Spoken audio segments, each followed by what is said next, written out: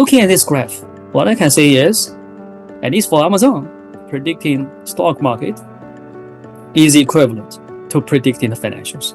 Amazon stock prices has experienced a significant fluctuation in year 2022 and 2023. The stock prices actually dropped by more than 50% in 2022 and then completely recovered in year 2023. So what was happening? Can we predict this? It's actually closely related to operations, which is quite predictable. And you can see these numbers move closely together, right? When financials went down, stock price went down. When financials went up, the stock market performance went up. Now, maybe this graph can better show you the correlations. The circle is the net income of Amazon. The diamonds, right, are the market capitalization over time from 2016 to 2023.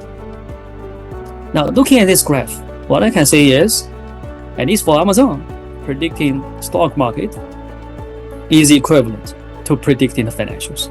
Keeping this in mind, let's move on to ask two questions, right? What happened at the end of the year 2022? The net income dropped significantly.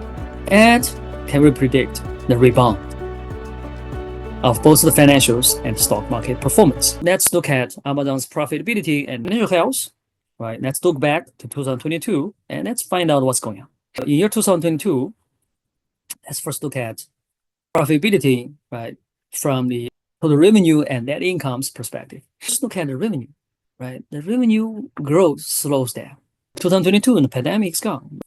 And so the revenue slows down. Now, the net income plummeted. So the reason behind that is the cost didn't slow down. Before looking into the cost, let's first look at the financial health, right? The current ratio is still robust, close to 1, so they should have no problem paying out the short-term liabilities. Look at liability asset ratio and the overall liability of the company. It's actually improved, right? Liability went down. So Amazon is healthy, right? Both short-term, long-term. This company is not going bankrupt, right, in the near future, right? Now let's look at operating indicators to see what exactly went wrong. Now operations shows the details, the indicators. First look at the cost of goods sold as a percentage of the total revenue. It remains quite steady. So that means sourcing is not an issue. And let's look at inventory days. That's internal operations.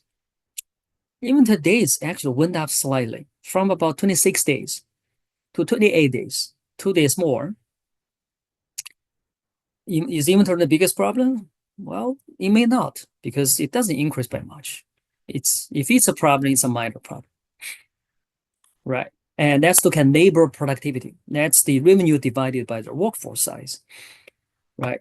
It turns out they have a sharp decline during the pandemic.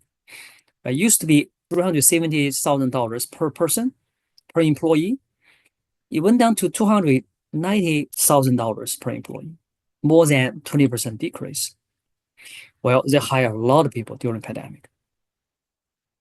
And let's look at, finally, SG&A expenses over total revenue, right? We can see there's a 4% increase in a 2-year period, 4% increase. Now, their net margin is about 4 or 5%. Just to confirm our intuition, we compare the breakdown of the revenue of Amazon between 2021 and 2022. So if we compare the revenue breakdown side by side, we can see first SG&A expenses, right, increased about 2%, right? But in addition to this, the other costs, which I will explain in the next slide, increased more, right? It was negative 2.8% in year 2021. But year 2022, it becomes positive 3.7%, like 6% difference. And look at their net margin. Year 2021 is only 7%. Okay. So as investors' business data says, right, sales slowed and cost ballooned. The cost ballooned due to overexpansion, right, to capture the expected sales which didn't materialize. Amazon reacted very, very quickly and addressed all its strategy, addressed the very issue of the downturn. Okay. And so this is what Amazon did: massive layoff and reorganization starting year 2023.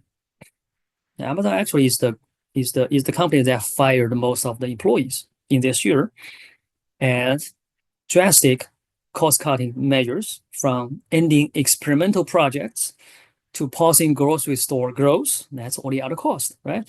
To cutting jobs. And when you see such signals, it's clearly a rebound case, because they are addressing the very issue that leads them down, right? So this is a strong buy. Why? Because of the close relationship, right, between stock price and earnings per share for Amazon, right? We call this a price regression model. So if you do a regression model on the price with respect to its financials, you can find a strong correlation, right? That means if their financials come back, their price very likely will come back, right? That's what actually happened.